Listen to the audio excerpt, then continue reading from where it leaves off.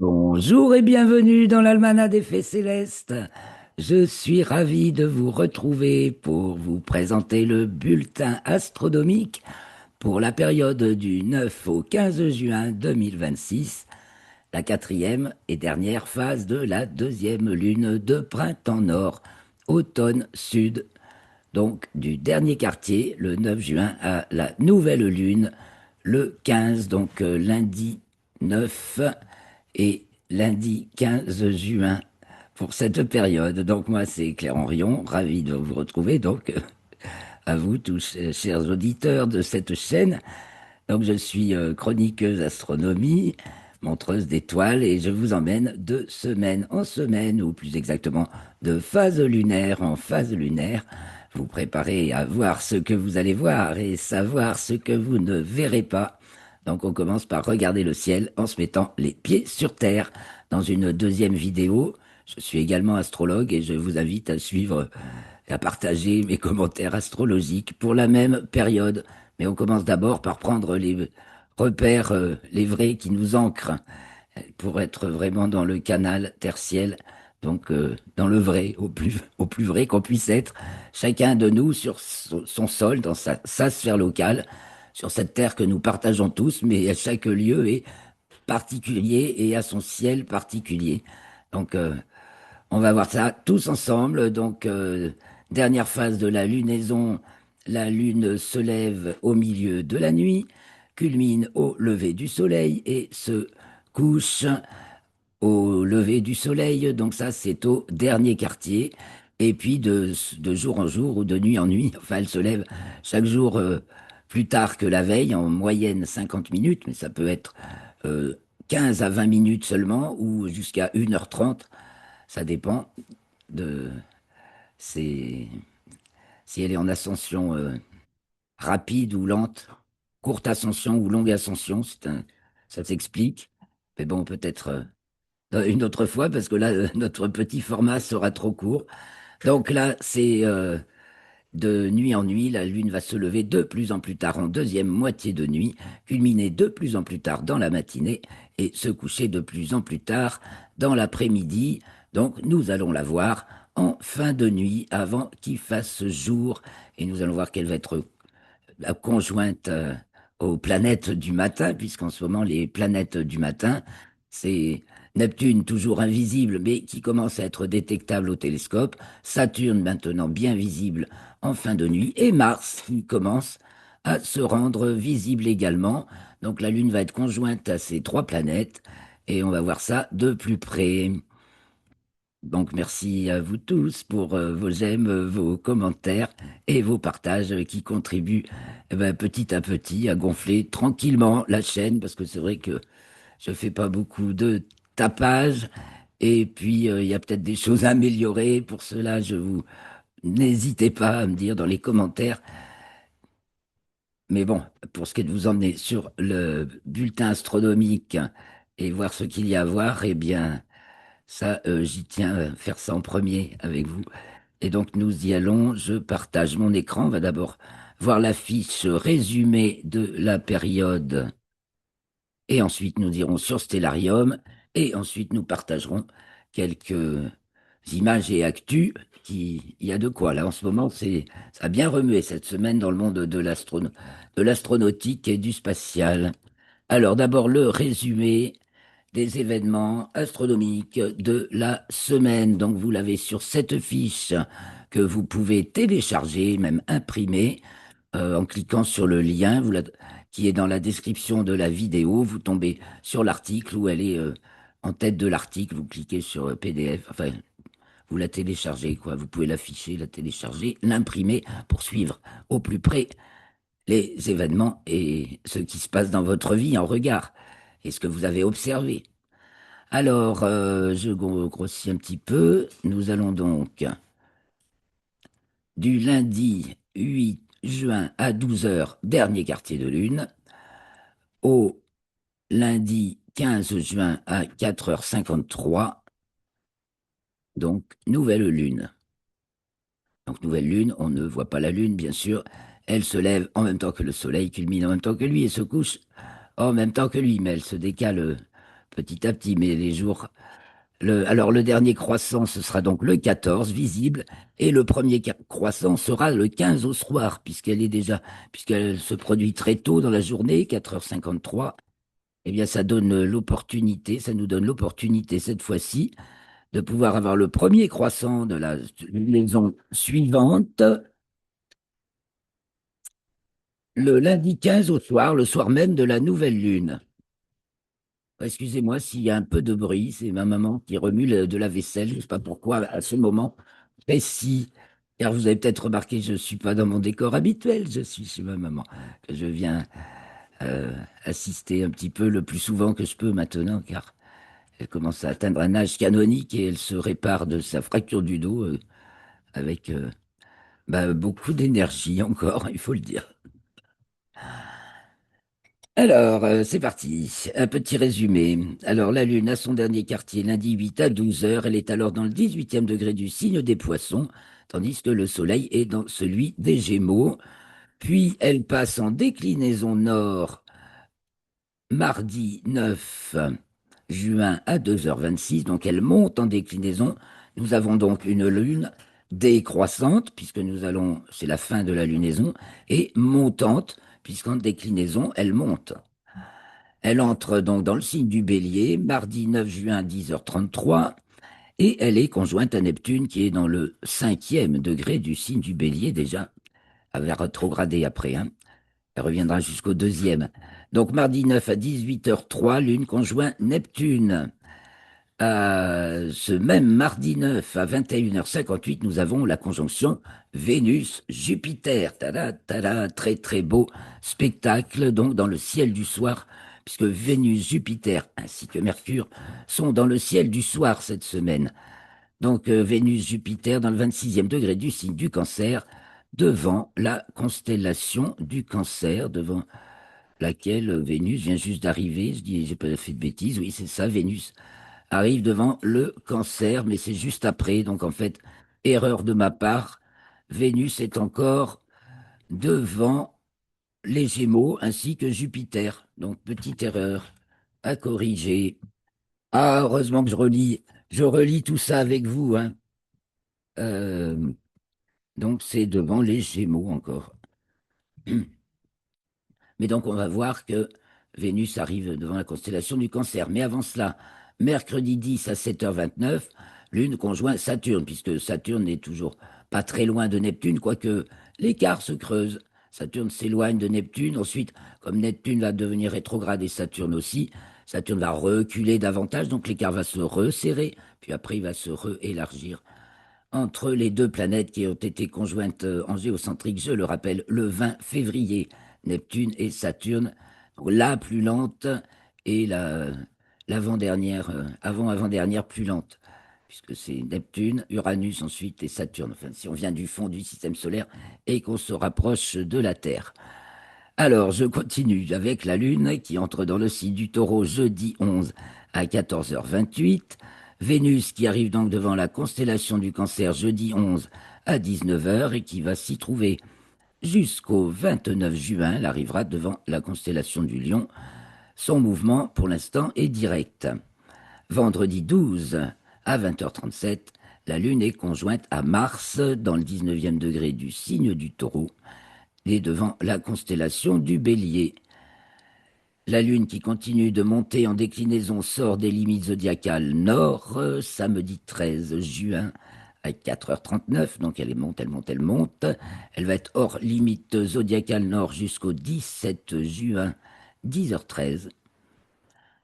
Nous avons ensuite, samedi 13 juin, Vénus qui atteint sa latitude maximale à 8h47.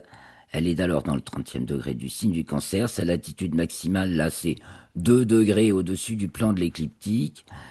Ça s'est produit en héliocentrique le 5 juin. C'est toujours 3 degrés 16 minutes, je crois, l'inclinaison du plan de l'orbite de Vénus sur le plan Terre-Soleil.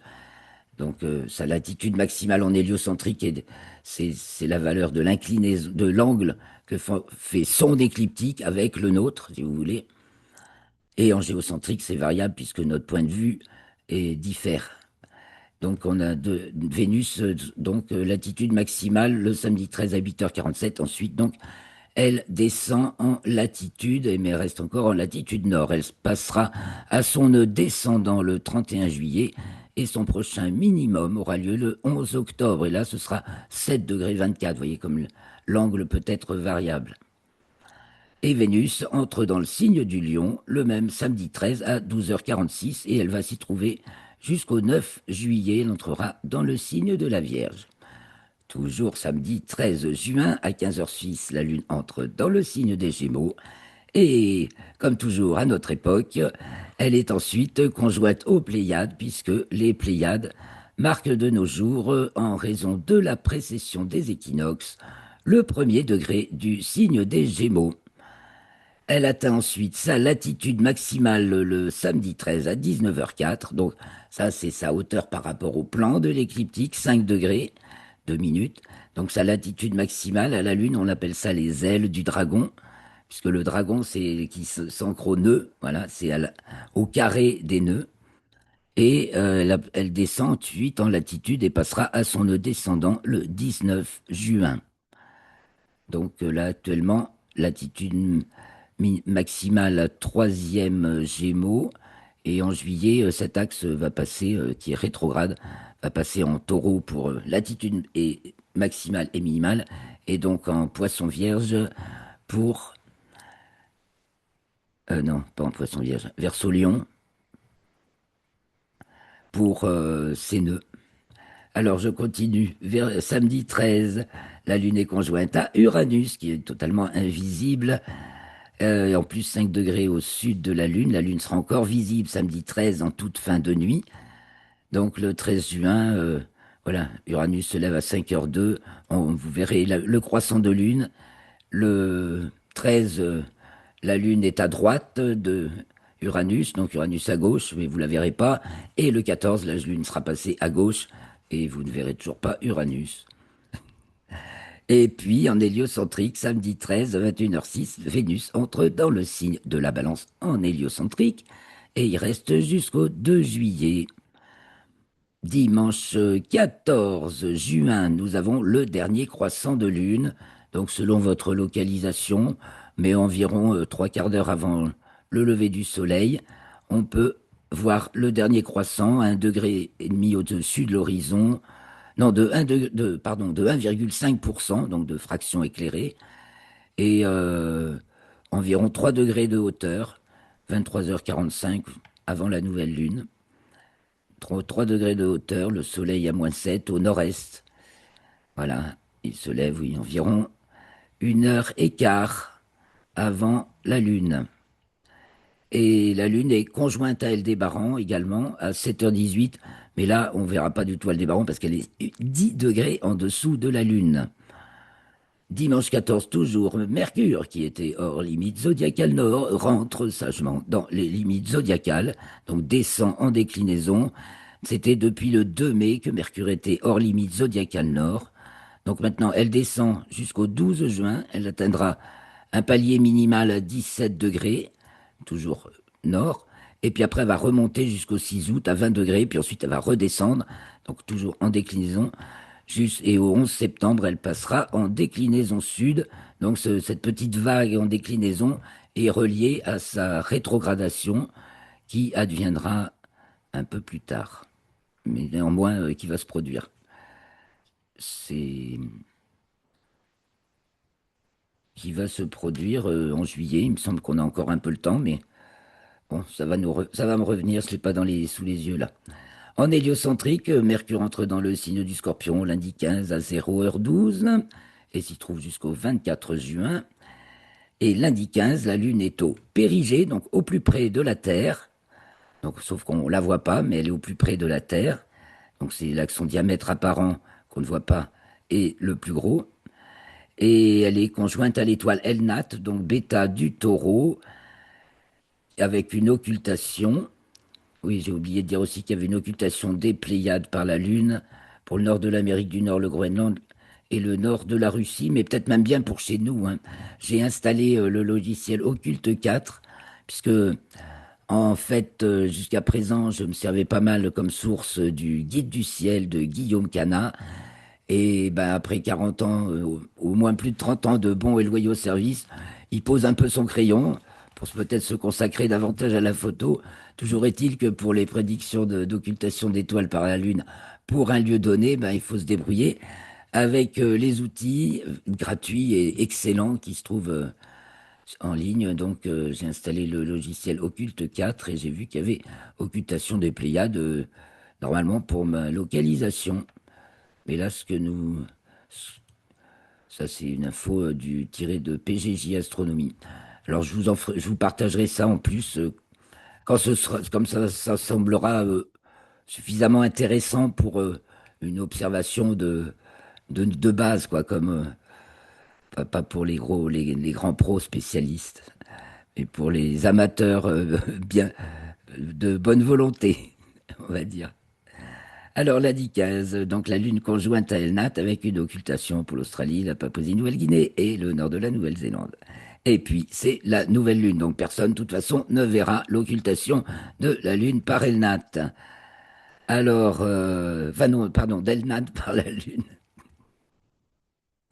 Bon, j'espère que je vous fais un petit peu rigoler. Alors, la nouvelle Lune a lieu, se produit à 4h53 lundi 15 juin. Elle est dans le 25e degré du signe des Gémeaux, devant la constellation du Taureau. Et juste après, la Lune atteint sa déclinaison maximale. Donc, vous voyez, elle va être montante toute la période. Et donc, sa déclinaison maximale à pratiquement 28 degrés. Donc, c'est là qu'elle culmine au plus haut dans l'hémisphère nord. Mais évidemment, comme elle est avec le Soleil, on ne la voit pas. Mais dites-vous vous avez le Soleil et puis au-dessus, il y a la Lune. Et donc, c'est aux alentours de midi qu'elle culmine, puisqu'elle est avec le Soleil. Et à 14h14, toujours lundi 15, elle entre dans le signe du Cancer. Nous avons Mercure qui atteint son élongation maximale est, donc ça veut dire qu'on peut la voir le soir, donc toute la semaine optimale pour voir Mercure à l'œil nu dans le ciel du soir, et on va voir Vénus, Jupiter et Mercure. Vraiment là, on est gâté en planète en tout début de nuit et ensuite en toute fin de nuit.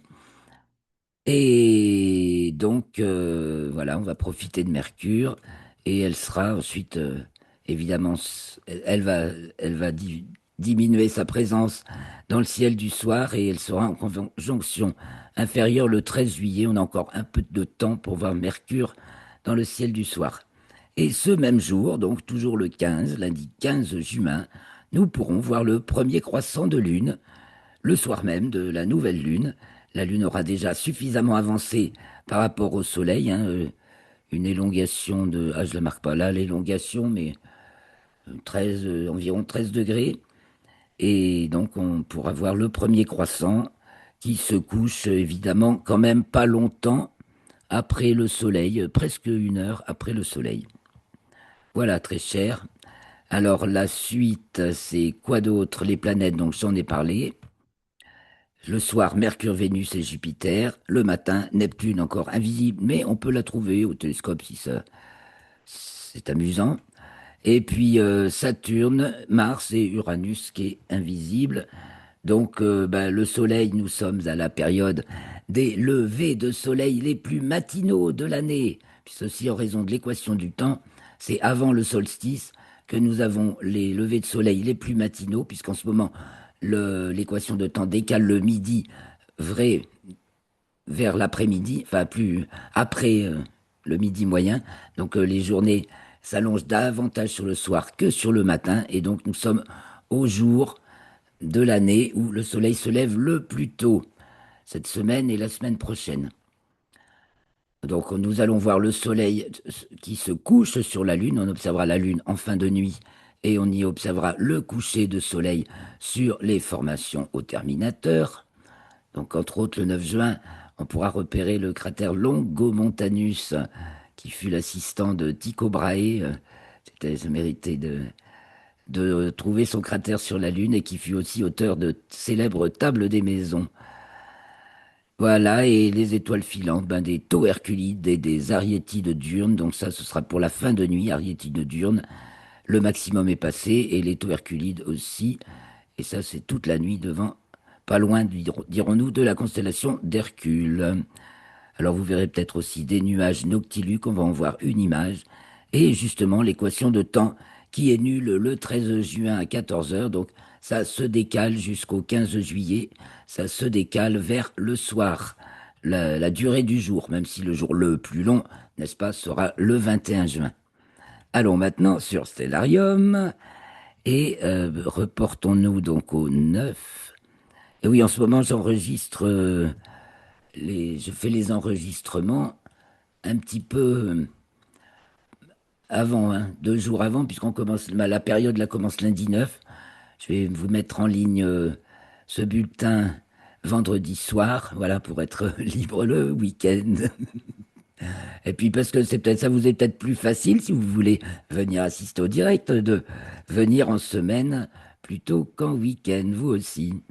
Mais bon, je serai peut-être amené à faire quelques enregistrements les samedis qui viennent. Et puis ensuite, en juillet, on sautera sur les enregistrements le lundi. Alors, nous voici donc le 9 juin.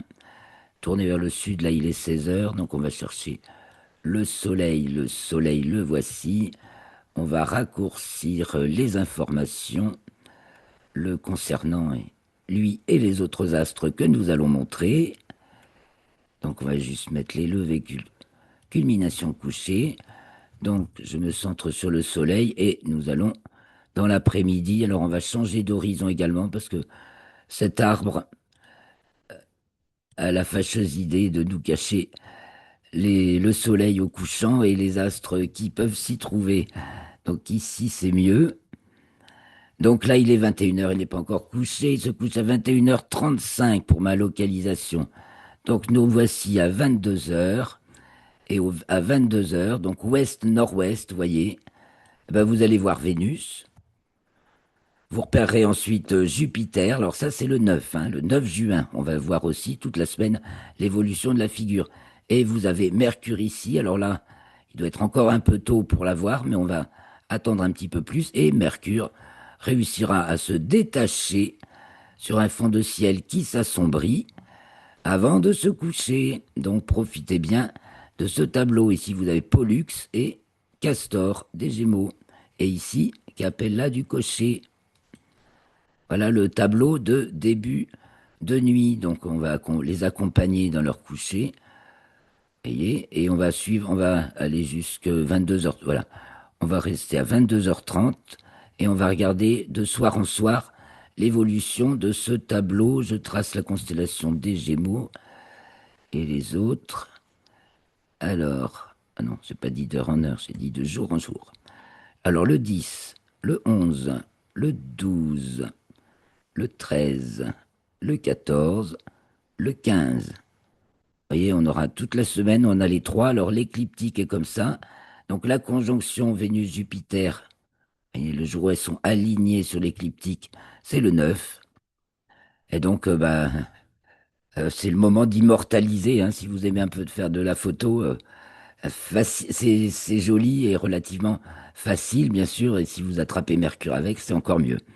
Bon, alors là, il était dit 22 heures, 23 heures, Mercure va se coucher, ou 23 heures passées quand même. Je vais mettre un peu plus de noms d'étoiles, là, quand même. Même pas Régulus, c'est une honte. Voilà, voilà Régulus. On va lui mettre son petit nom, voilà.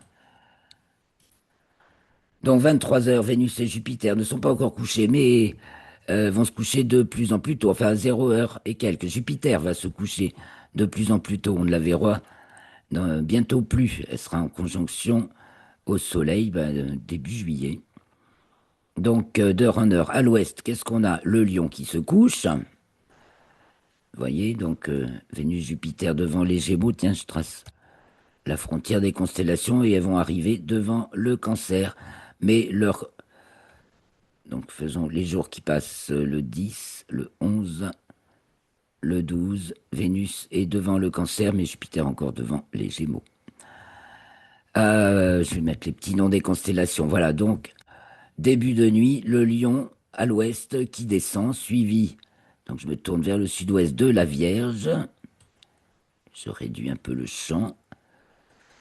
Et ben, je vais me tourner vers le sud. Et là, je vais voir Arcturus du Bouvier, pratiquement encore au sud, qui vient de passer le méridien. Je trace le méridien, donc c'est la ligne qui relie les pôles. Donc dans notre sphère locale, c'est la ligne qui relie le nord au sud. Donc Arcturus et Spica dans le prolongement de l'arc. Alors là, vous levez la tête très haut et vous trouvez la grande ours. Là, je tourne, je tourne, je tourne.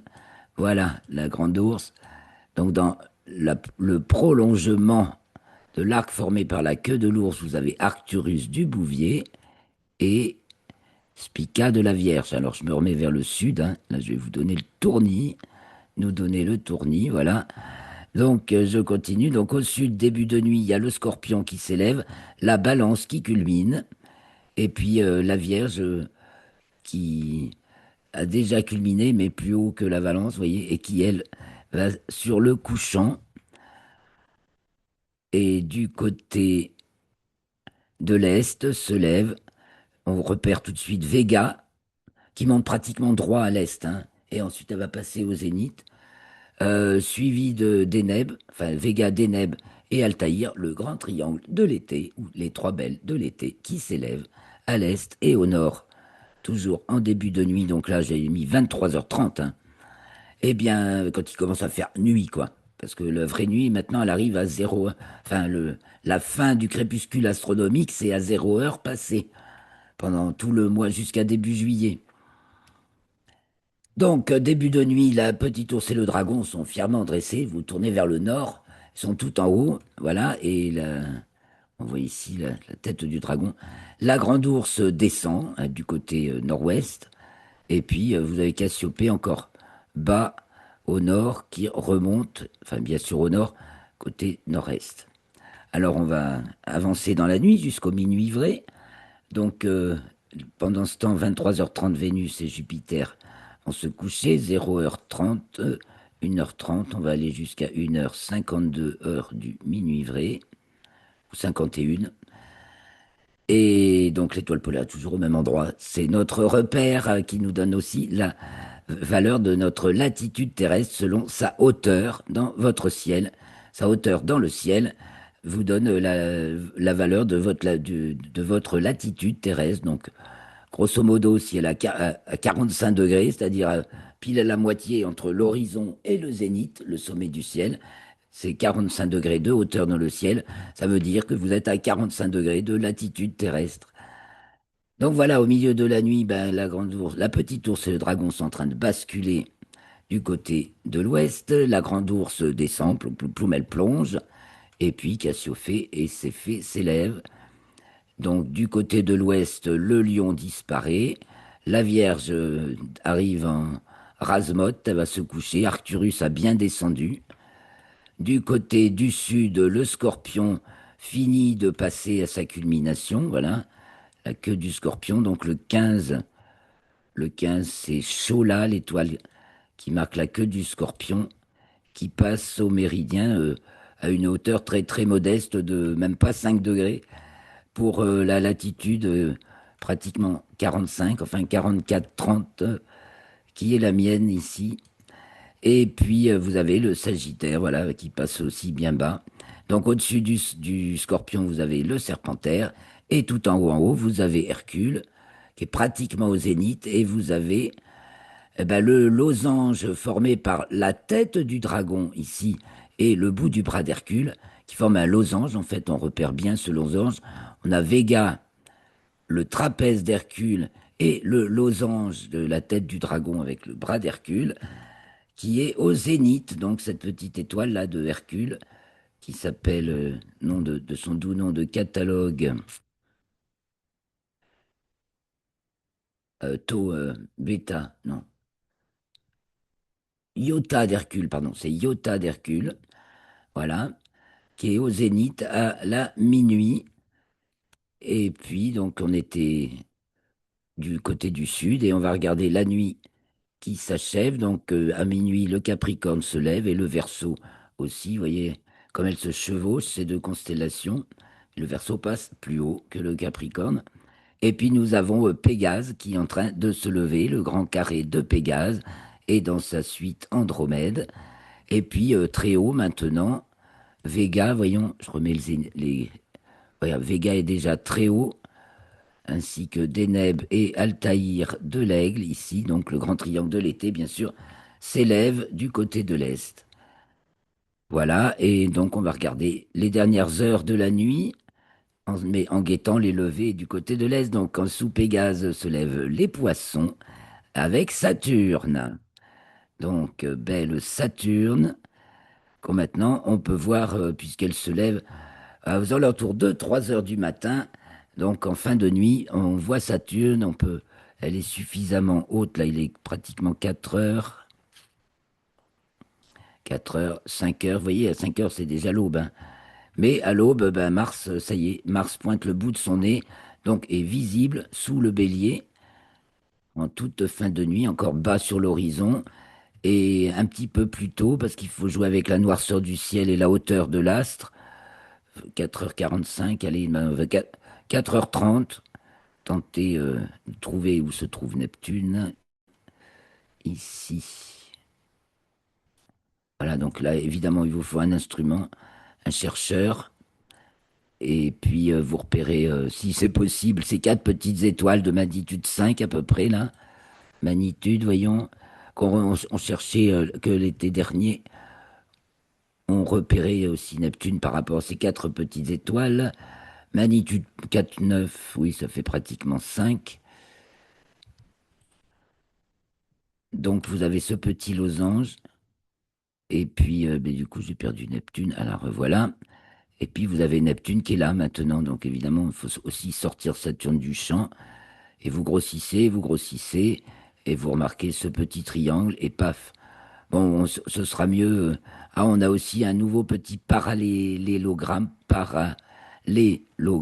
ici, qui peut servir à la repérer avec une étoile de magnitude 6,1, donc il faut quand même au moins des jumelles, et puis les autres qui doivent être de magnitude plutôt 7. Voilà. Et donc Neptune, elle est de magnitude 8, encore moins brillante, pratiquement 8, en formant une figure avec d'autres étoiles de magnitude pareille, un peu moins et pareil. Voilà, donc bonne chance, bonne pêche à Neptune dans les poissons. Et puis lever de Mars. Alors maintenant, on a fait à peu près le tour du ciel nocturne. Je vais partager avec vous quelques infos, bah, surtout les images. Vous verrez l'actualité. Alors là, elle est chargée. Donc j'arrête le partage de minutes. Je vais vous lire un petit peu les dernières news que je n'ai pas mis en forme là. Mais par contre, je vous ai préparé des images. Alors,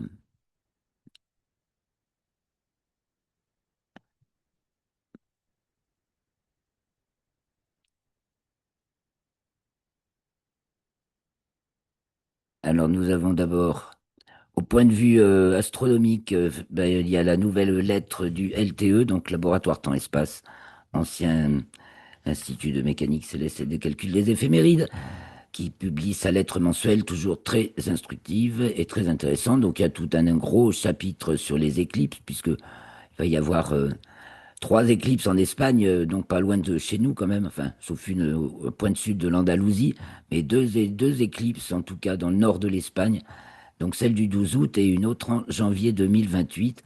Donc on se prépare pour observer ces éclipses. Un article sur rapprochement de la Lune avec Mercure, Jupiter et Vénus les 16 et 17 juin. Donc ce sera là pour nous la semaine prochaine. Mais là, on peut bien s'y préparer déjà. La Lune sera conjointe à Mercure, puis à Jupiter, puis à Vénus.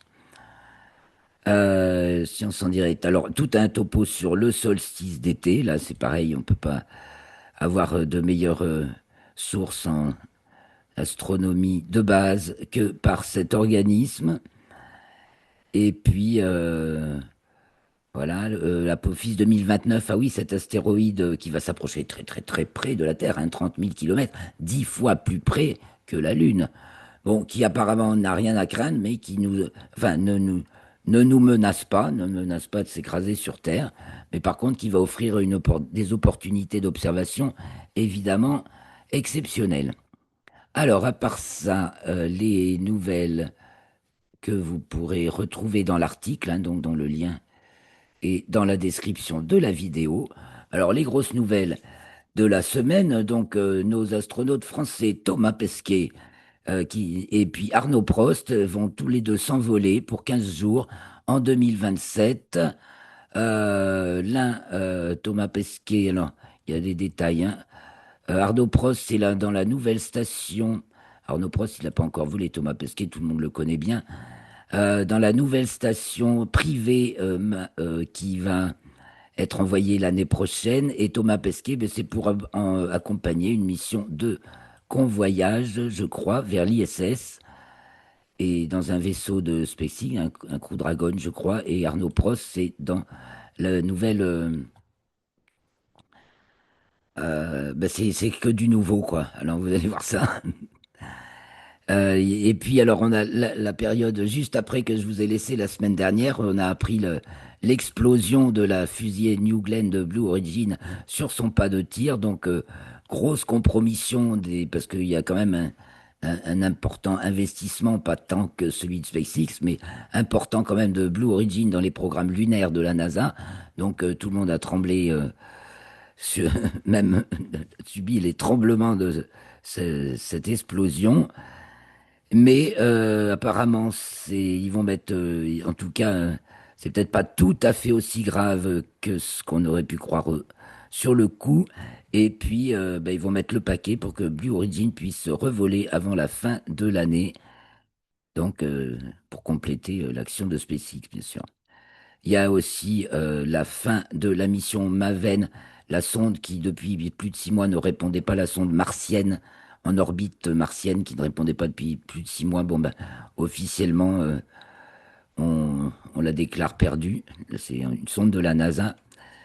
Le retour de l'équipage de la station spatiale chinoise, qui donc était l'équipage 21, et il a été rejoint par l'équipage 23 et repart avec la navette 22 parce qu'ils avaient eu un problème avec une navette. Donc l'équipage précédent était revenu avec une navette vide avait été envoyée pour l'équipage vient de rentrer. Enfin, tout s'est bien passé. Donc c'est trapu cette semaine, hein. Pendant ce temps-là, Sophie Adno entretient des dialogues et fait des expériences avec les élèves des collèges et lycées de France. Et voilà, et il y a de gros investissements en spatial à Toulouse avec la société Venturi Space et donc qui va s'investir beaucoup dans les véhicules ben, pour la Lune et Mars, etc. Donc gros boost à Toulouse. Alors je finis avec les images, donc je vais repartager mon écran. Là, j'avais pas de choses présentables à vous partager, donc je l'ai laissé comme ça. Vous avez vu ma bonne bouille. Et donc, enfin, ou pas, les images, les voilà. Alors, tout d'abord, quelques images tirées de l'atlas virtuel de la Lune pour repérer le soleil qui se couche sur notre satellite. Et donc là, c'est juste après le dernier quartier. Donc là, c'est le 9 juin à 5 heures. Et donc, c'est l'occasion de voir ce cratère Longo-Montanus. Évidemment, ça a attiré mon attention parce que je viens de lire un excellent livre qui s'appelle Une vie de Tycho Brahe. Alors, excusez-moi, je n'ai pas le livre avec moi, là. J'ai beaucoup aimé et donc j'ai appris beaucoup sur Longo-Montanus, qui fut l'assistant totalement dévoué de Tycho Brahe pendant plus de 10 ans, qui a été vraiment pratiquement son esclave par moment parce que cet excellent Tycho Brahe était un petit peu tyrannique. Mais bon, c'est toute une histoire fort intéressante. Donc c'est l'occasion de rendre hommage à ce scribe du ciel, hein, parce que si on en est là aujourd'hui en astronomie, c'est grâce à Kepler qui s'est basé sur les données de Tycho Brahe. Donc Kepler a été en quelque sorte l'élève de Tycho Brahe une génération après. Et donc, grâce à ce brave Longo-Montanus qui a compilé toutes les observations précises, comme jamais ça avait été fait, de Tycho, qui ont permis à Kepler de faire ses calculs pour établir les lois des orbites sur lesquelles repose toute l'astronautique d'aujourd'hui. Donc, c'est pas rien. Je tenais à le rappeler. Ça venait très cher à mon cœur. Et donc la semaine passant, bah, le soleil se couche sur la Lune et nous arrivons au 13 juin, donc toujours bien sûr en fin de nuit, là, à 4 heures du matin. C'est l'occasion de repérer, c'est pas dur, de repérer le cratère Grimaldi au beau milieu du croissant de Lune qui est à sa libération minimale en latitude. Donc c'est quand elle montre un maximum son sud. Donc du coup le cratère Grimaldi se retrouve pile au milieu. Et là ça fait vraiment une tache sombre, on peut pas le louper, c'est un repère sur la Lune, facile. Et puis, très intéressante photo nos deux pleines lunes de mai, donc, qui les deux sont des micro-lunes, mais celle du 31 était encore un peu plus micro que la précédente, 1er mai, 31 mai. Vous voyez, alors on peut jouer vraiment au jeu des 7 différences, c'est fort intéressant. On va noter donc le diamètre légèrement plus petit de la lune du 31 mai. On va noter également que, ben, vous voyez, les effets de libration, c'est pas tout à fait les mêmes zones qui sont dégagées. Là, par exemple, il y a cette tache et cette petite ici. Bon, ben, on les retrouve ici, mais là, elle est plus loin du limbe, etc. Donc, il y a quand même des différences à noter avec une observation un petit peu détaillée. Et puis alors, le Soleil vient de nous faire des grosses surprises, puisqu'il nous a fait des éruptions jusque de classe X, qui étaient totalement inattendues à cause d'une tache dont la polarité est inversée. Donc là, voilà cette tache, la tache 44-55, pardon, il y a une erreur. Et donc, c'est une tache qui a un nom spécial de Hall, je crois, et qui a la particularité, donc il y a 3% des tâches de ce style dont la polarité est inversée, donc elle crée beaucoup d'instabilité et donc elle déclenche des éruptions. Il y a eu donc des éruptions de classe X et avec des envois de matière coronale vers la Terre, on peut s'attendre, enfin c'est peut-être un peu tard, mais à ce qu'il y ait des aurores jusqu'à des aurores boréales, enfin voilà, jusqu'à des latitudes assez basses comme nos latitudes. Et puis, une petite photo du 2 juin où on voit Vénus, Jupiter, les Pléiades, jolies. Donc il y a Mercure aussi, vous voyez ici. Mercure. Elle est très très jolie cette photo, hein. Mercure est là, donc là c'était le 2 juin. On a, là, avec Stellarium, je viens de vous montrer à partir du 9, donc c'est plus resserré. Et puis même à partir du 9, Vénus passe des doubles Jupiter. Donc cette photo est magnifique, hein. Sur un lac remarquablement calme. Alors, les fameux nuages noctiluques, il n'y a pas que des noctiluques, parce que ça, c'est des saloperies, des résidus des particules épandues par nos chers avions épandeurs de chemtrail. Et ben voilà, ça répand tellement de particules métalliques d'aérosols dans l'atmosphère que voilà la couleur de nuages qui n'existait pas auparavant. Moi, je suis désolé. Pendant 40 ans, j'ai regardé le ciel sans voir jamais des nuages effilochés de cette couleur. Et depuis l'an 2002, précisément, on en voit plein. Bon, au-dessus, vous avez des noctiluques, voilà, les parties éclairées. Ça, c'est les nuages dans la haute stratosphère qui sont éclairés de par en dessous par le soleil. Et ce phénomène se produit quand on est proche du solstice d'été. Donc, voilà. Mais ça permet de réfléchir aussi beaucoup, cette image, parce que ça, c'est pas des noctiluques, c'est bien dans la troposphère. Et c'est dégueulasse. C'est dommage. Et une petite vue pour finir de la zone de Rho-Fucus, enfin de région d'Antares, du Scorpion, donc où la Lune où s'est produite justement la pleine Lune qui vient de précéder. Donc près de l'étoile Antares du Scorpion, la Lune est passée sous Antares. Elle était conjointe à Antares pour la pleine Lune. Donc ça, c'est évidemment sans la Lune. Et voilà, les amis, on finit par le parcours du Soleil du 17 mai au 7 novembre. Bon, ben, c'est l'occasion d'observer le parcours du Soleil par rapport au plan de l'équateur, n'est-ce pas? Il est là. Donc là, on voit tout de suite le jour de l'équinoxe d'automne, le 22 juin. Ici, c'est le 22, là, c'est le 23. Et puis, on voit le jour du solstice d'été, le jour où il est au plus haut, donc le 21 juin. Voilà, ben,